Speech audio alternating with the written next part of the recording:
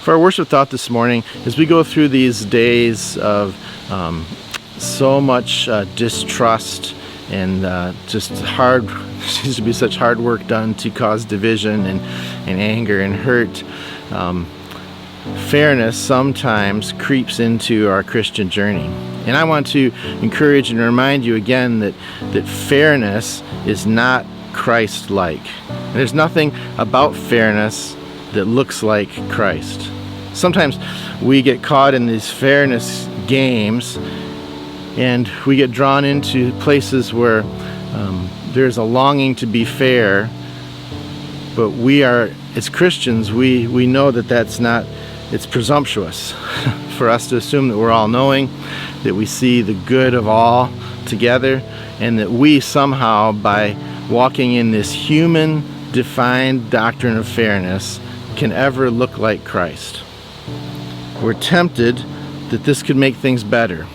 It's a temptation that fairness could make things better, but we forget that we serve a God of justice. And how much better justice is from a God who is all-knowing, a God who is eternal, a God who is all-present. He is limitless in his strength and his knowledge. That he will be just is a far more powerful idea than wishing he would be fair, like a human doctrine of fairness. God doesn't play by these human rules.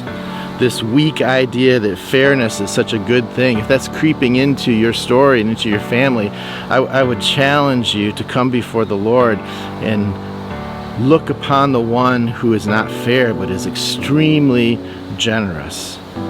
So loving and kind that he gives when it's undeserved. He extends mercy every morning, whether we've asked for it or we've earned it or whether it's fair. He gives it because it is loving and it is generous. I know that's not society's perspective. I know that we are caught in a society that thinks that fairness will solve many problems.